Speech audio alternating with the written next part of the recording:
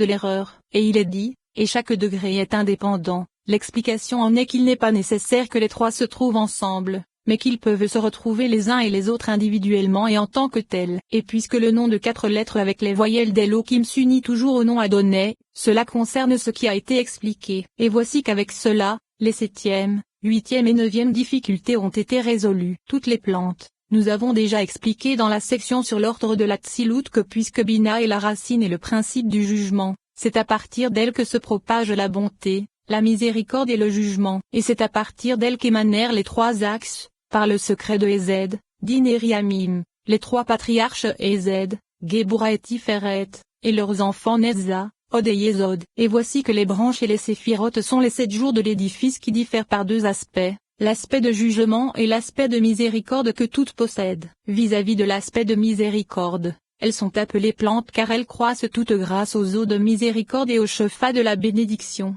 Et vis-à-vis de l'aspect de jugement, elles sont appelées lampes car elles brûlent du feu. Et c'est pourquoi les séphirotes sont appelées ici plantes vis-à-vis de la miséricorde et lampes vis-à-vis du jugement. Et à partir du fait qu'il est nécessaire d'indiquer que le nom de 4 lettres avec les voyelles d'Elohim se réfère à Bina, il est expliqué que c'est d'elle qu'émanent le jugement et la miséricorde, comme cela est expliqué. Car c'est la signification de cette introduction et de son interprétation. C'est pourquoi il a utilisé ces 2 aspects car c'est par eux que les séphirotes se distinguent. Et à partir du fait que chacun de ces 2 aspects se distingue également en 2 autres aspects, qui sont le faible jugement et le grand jugement, la faible miséricorde et la grande miséricorde, il est expliqué que bien que toutes les séphirotes penchent vers le côté de la miséricorde, il existe des aspects qui ont cette tendance ou bien qui ont une miséricorde renforcée et dans lesquels le jugement ne s'élève pas. Et ainsi, il n'y a pas tellement de renforcement car les choses ne sont pas encore dans leur perfection puisqu'elle n'est que miséricorde. Et c'est ce que nous appelons du nom de faible miséricorde. Et la seconde c'est la forte et puissante miséricorde.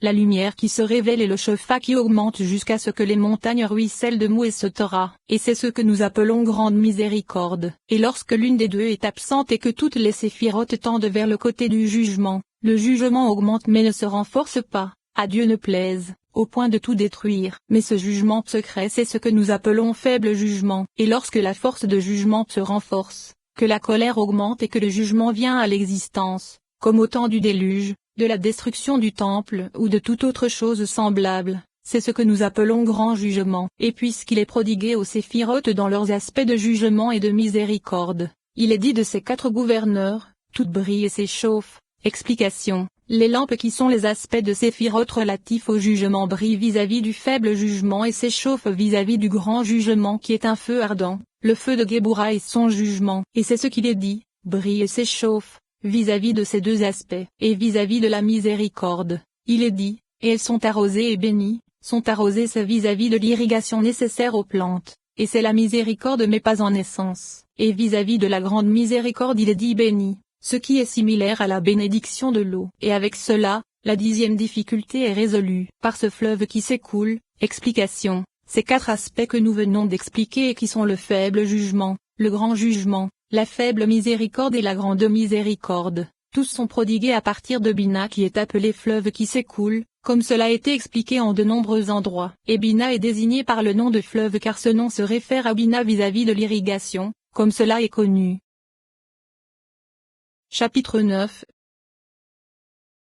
dans lequel tout est contenu et se Torah. Pour comprendre le sujet il faut que nous commencions par dire que la sainteté et la tsilut ne suivent pas la voie des autres sujets, car la sainteté augmente toujours. Et lorsque les degrés émanèrent de Bina, qui est l'emplacement de la première plantation, vers l'emplacement de la plantation, ce n'est pas pour autant que la réalité plantée disparut, car au contraire la première réalité resta plus fine et plus claire que la seconde. Et la réalité première est la racine. La source est le sentier par lequel la seconde réalité inférieure reçoit le shofar. Comment? La réalité la plus élevée qui reste à l'intérieur de Bina est infiniment fine et proche de l'émanateur, racine des racines. Et c'est pourquoi, à cause de sa proximité avec sa source, c'est le sentier et la source qui va vers l'essence des séphirotes qui émanèrent au-dessous. Il se trouve ainsi que la Ézed qui est plantée à l'intérieur de Bina est une source pour la Ézed qui émana à son emplacement, et que l'homme intelligent n'imagine pas descendre grâce à cela dans le secret de notre connaissance sur l'existence, car ce sujet nécessite la section sur la réalité dans laquelle cette introduction sera longuement expliquée. Et outre cette réalité qu'ont les séphirotes dans Bina,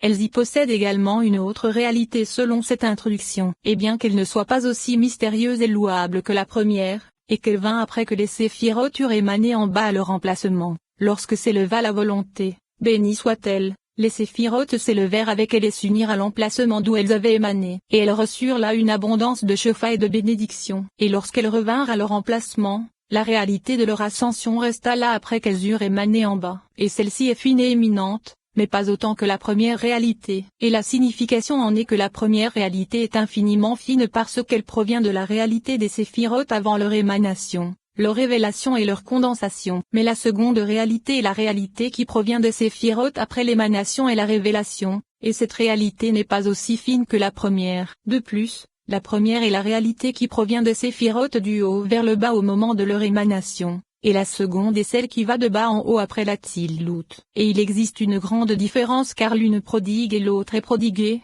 comme nous l'expliquerons dans la section sur de bas en haut. Et voici que ces deux réalités sont les sources des séphirotes. La première réalité fine est la réalité la plus éminente par laquelle est prodigué l'aspect le plus éminent qui est l'abondance de chefa et de bénédiction, et c'est par la seconde réalité qu'est prodigué le faible chefa, c'est-à-dire, la faible miséricorde. En vérité, le faible jugement et le grand jugement se trouvent seulement du côté de Géboura, comme nous l'avons expliqué précédemment dans le 6e chapitre et comme nous allons l'expliquer. Et voici que c'est vis-à-vis de ces deux réalités qu'il est dit, dans lequel tout est contenu, et la somme de tout se trouve en lui. L'explication de la première réalité la plus éminente c'est ce qu'il est dit, dans lequel tout est contenu, explication, tout le cycle est contenu en elle, par le secret du fait que leur réalité fine précéda leur révélation et leur émanation. Et à propos du secret de la seconde réalité que contient la séphira révélée, il est dit, et la somme de tout se trouve en lui.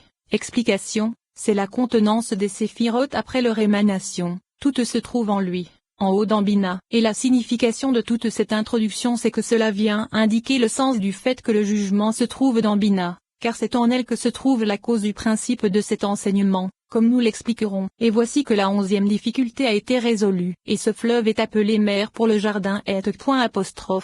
Nous connaissons déjà le sujet du Père et de la Mère suprême que sont Tokma et Bina, comme nous l'expliquerons plus loin dans le 17e chapitre. Et voici que la mère ne concernerait pas Bina si elle n'était pas en union avec le Père qui est Tokma, car c'est grâce à Okma que Bina peut prodiguer et qu'elle est appelée femelle qui reçoit. Et si Okma n'était pas le mâle, le Père, Bina ne serait pas la mère, la femelle, et c'est ainsi que cela est expliqué dans les Tikkunim. Et ce sujet est indiqué à partir du verset car si tu appelles l'intelligence qui est commentée de la façon suivante, ne lis pas Imamim, et le verset dit que l'aspect appelé Bina est l'aspect appelé mère, et il n'est appelé Bina qu'en union avec son époux par l'intermédiaire de Da'at, et sa permutation donne Banya, et cela nous a été expliqué en son temps dans le commentaire de cette parole. Mais revenons à notre sujet, c'est-à-dire le fait que Bina soit appelée mère vis-à-vis de son union avec Kokma. Et maintenant, nous savons que Bina est appelée mère pour le jardin, c'est-à-dire Malkout, et elle est également appelée mère pour les autres plantations du jardin que sont les séphirotes car elle se trouve au-dessus du jardin. Et c'est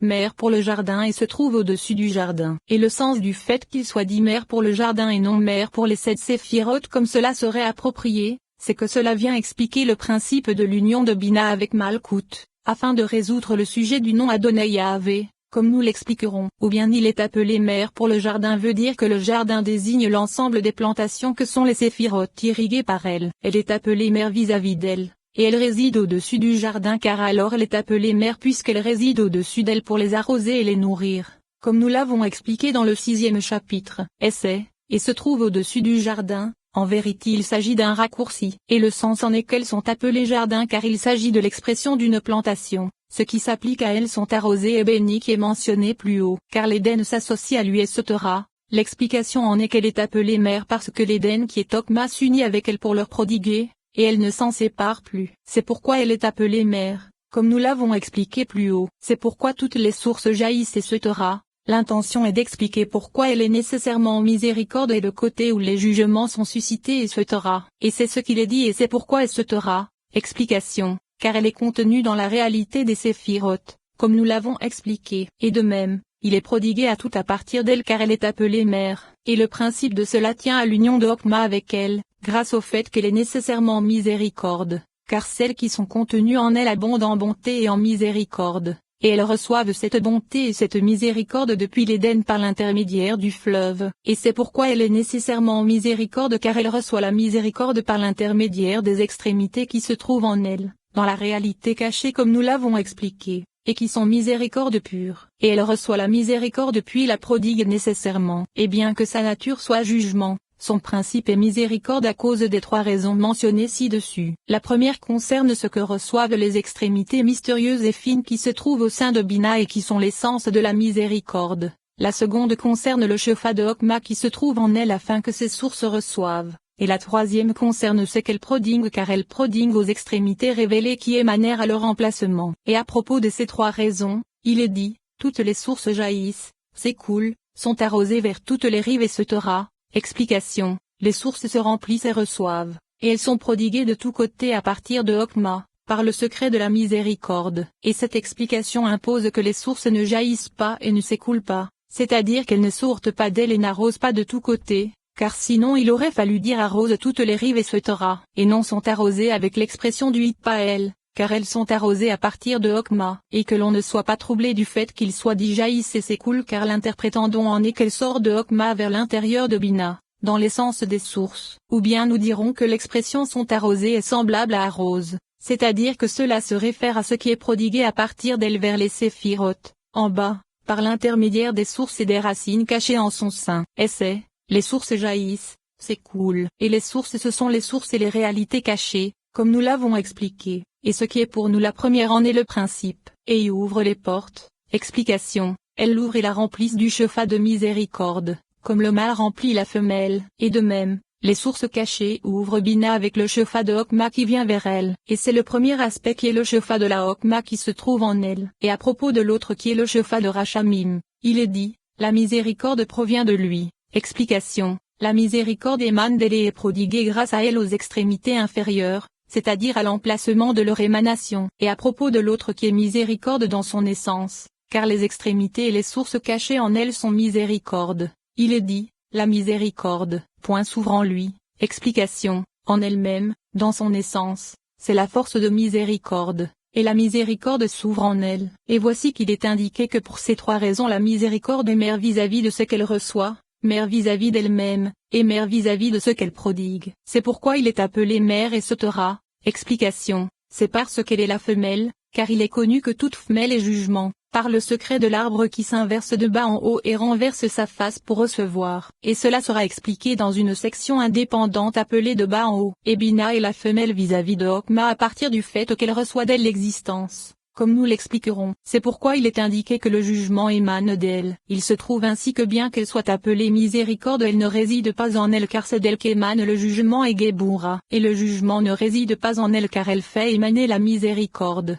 Elle est la miséricorde, et elle reçoit la miséricorde. Et c'est ce qu'il est dit, il est fait référence à la miséricorde uniquement. L'explication en est qu'elle est désignée uniquement par un nom de miséricorde mais elle n'y réside pas du tout car c'est le côté d'où les jugements sont suscités. Et c'est pourquoi ce nom dont le principe des lettres et miséricorde s'applique à elle afin d'indiquer son principe de miséricorde. Et nous prononçons ces lettres par le nom Elohim de façon exceptionnelle afin d'indiquer que les jugements sont également suscités à partir d'elle. Et c'est ce qu'il est dit, ces lettres sont celles de la miséricorde, qui est le principe. Mais ces voyelles sont celles du jugement car cela se réfère au côté du jugement. Ainsi, tout est explicite. Et de ce qu'il est dit il est appelé mère et Sotera. Nous avons déjà précisé ce que nous en pensons plus haut dans le chapitre précédent. C'est le premier degré. Et avec cela, nous avons résolu la question de Rabbi Elazar à propos du nom de 4 lettres portant les voyelles d'Elohim. Mais la signification de son union permanente avec le nom Adonai est résolue à la fin de son propos, comme nous l'expliquerons. Et maintenant, nous avons résolu les 12e,